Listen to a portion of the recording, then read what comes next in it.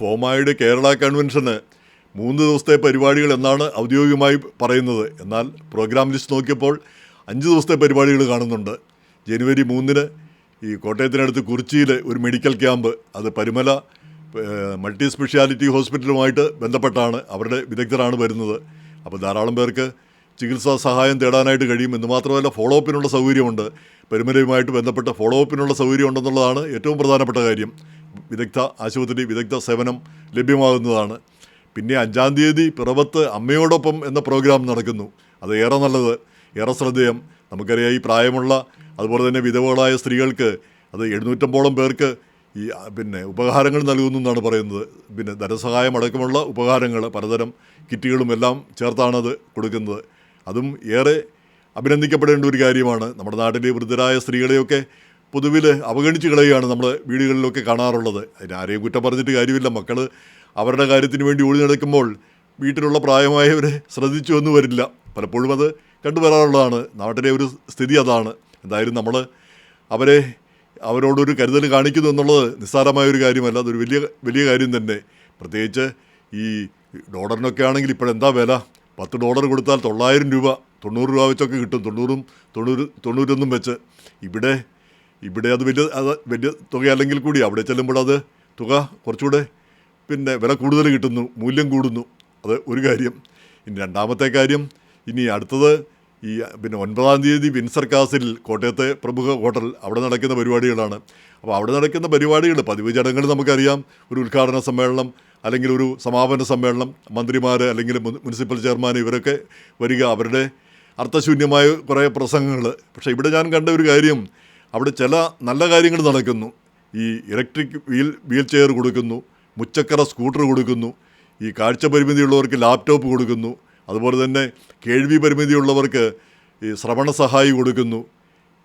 ഇതൊക്കെയാണ് ചാരിറ്റി പ്രവർത്തനങ്ങൾ. അതിന് പുറമെ ഈ വിമൻസ് ഫോറത്തിൻ്റെയൊക്കെ ആഭിമുഖ്യത്തിൽ നഴ്സിംഗ് സ്കോളർഷിപ്പ്, പിന്നെ ഈ തയ്യൽ മെഷീൻ, ആളുകൾക്ക് ജോലി ചെയ്ത് സ്വയം പര്യാപ്തത നേടുന്നതിന് വേണ്ടിയിട്ട് തയ്യൽ മെഷീൻ, അതുപോലെ തന്നെ ഈ വിദേശത്തൊക്കെ പോകുന്നതിന് വേണ്ടിയുള്ള ഒരു കരിയർ ഗൈഡൻസ്, അത് ഏറ്റവും ഉപകാരപ്രദമായിരിക്കും എന്ന് തോന്നുന്നു. കാരണം നമ്മൾ ഈ വിദേശത്ത് വരികയും ജീവിക്കുകയൊക്കെ ചെയ്തവർ നമ്മളൊരു ഗൈഡൻസ് അവിടെ കൊടുക്കേണ്ടത് ഏറ്റവും അത്യാവശ്യമുള്ളൊരു കാര്യമാണ്. നാട്ടിൽ നിന്നൊക്കെ ആളുകൾ പല തെറ്റിദ്ധാരണകളുടെയും പുറത്ത് അമേരിക്കയിലും കാനഡയിലും ഒക്കെ വരുന്നത് കാണുന്നുണ്ട്. അതിനെപ്പറ്റി ഞാൻ ഈ കാനഡയിലെയൊക്കെ മരണങ്ങളെപ്പറ്റി ഞാൻ വേറൊരു വീഡിയോ ചെയ്യുന്നുണ്ട്. ഏതായാലും ഈ ആളുകൾ വന്ന് വലിയ പ്രതീക്ഷകളോട് ഇവിടെ വരും, നാട്ടിലെയൊക്കെ വിറ്റുപെറുക്കി, എന്നിട്ട് ഇവിടെ വന്നിട്ട് ആ പ്രതീക്ഷകളൊന്നും നിറവേറാതെ വരുമ്പോൾ പലരും ജീവൻ അവസാനിപ്പിക്കുന്ന ഒരു അവസ്ഥ പോലും കാണുന്നു. അപ്പോൾ അങ്ങനെയുള്ള സാഹചര്യത്തിൽ ഈ കരിയർ ഗൈഡൻസ് ഏറ്റവും നല്ലൊരു കാര്യമാണെന്ന് തോന്നുന്നു. അപ്പോൾ അങ്ങനെയുള്ള കുറേ കാര്യങ്ങൾ. പിന്നെ വൈകിട്ട് പൊതുസമ്മേളനമുണ്ട്. പൊതുസമ്മേളനത്തിൽ കേരളത്തിലെ മന്ത്രിമാരും അതുപോലെ തന്നെ ശ്രീകുമാരൻ തമ്പി, അദ്ദേഹത്തെ പോലുള്ള ആളുകളും ഒക്കെ പങ്കെടുക്കുന്നു. നല്ല കാര്യം, സാധാരണ ഒരു കാര്യം. അതിൽ നമുക്ക് അതിശയിക്കാനുള്ള കാര്യങ്ങളൊന്നുമില്ല. പിന്നെ വൈകിട്ട് കലാപരിപാടികൾ, വിവേകാനന്ദൻ്റെ ഗാനമേള, പിന്നെ സുധി പറവൂറിൻ്റെ കോമഡി, മിമിക്രി, ഒക്കെ എല്ലാം കൊണ്ടും നല്ലൊരു സ്ഥലം. കാരണം ഈ വിൻസർ കാസിൽ എന്ന് പറഞ്ഞാൽ വേമ്പനാട് കായലിനോട് ചേർന്ന് സ്ഥിതി ചെയ്യുന്ന സ്ഥലമാണ്. അപ്പോൾ അവിടെ എല്ലാ ഭാഗത്ത് കാണാനും കേൾക്കാനുമൊക്കെ ഏറ്റവും അനുകൂലമായൊരു സ്ഥലം, നല്ലൊരു വേദി. അപ്പോൾ അവിടെ അടിച്ചു പൊളിക്കാനുള്ള എല്ലാ സൗകര്യങ്ങളുമുണ്ട്. പക്ഷേ അതിനേക്കാൾ അടിച്ചുപൊളി പിറ്റേ ദിവസമാണ് കുമരകത്ത് ഹൗസ് ബോട്ടിലുള്ള ഒരു യാത്ര. അപ്പോൾ അത് തീർച്ചയായിട്ടും ഇപ്പം തന്നെ കുമരകം റെഡിയാണ്, വള്ളവും വെള്ളവും എല്ലാം റെഡിയാണ്. ഇനി നമ്മൾ അച്ചായന്മാർ ചെന്ന് കഴിഞ്ഞാൽ മാത്രം മതി, ബാക്കി എല്ലാ കാര്യങ്ങളും അവിടെ തയ്യാറായിരിക്കുന്നു. ഇനി 3-ാം ദിവസമാണ് 11-ാം തീയതി കൊച്ചിയിൽ ഗോകുലം ഹോട്ടലിൽ വെച്ച് ഒരു ബിസിനസ് മീറ്റ്. അവിടെയും മന്ത്രി പി രാജീവ് ആണെന്ന് തോന്നുന്നു ഉദ്ഘാടനം ചെയ്യുന്നത്. അതുപോലെ മറ്റ് മന്ത്രിമാരും ഈ മുൻ മന്ത്രിമാരും അങ്ങനെ കാര്യപ്പെട്ട ആളുകളുടെ എല്ലാം സാന്നിധ്യമുണ്ട്, വ്യവസായികളുടെ എല്ലാം സാന്നിധ്യമുണ്ട്. നമ്മുടെ മുൻ പ്രസിഡന്റ് ബേബി ഊരാളിലും സുബിൻ കുമാറിനുമാണ് അതിൻ്റെ കോർഡിനേറ്റർമാർ.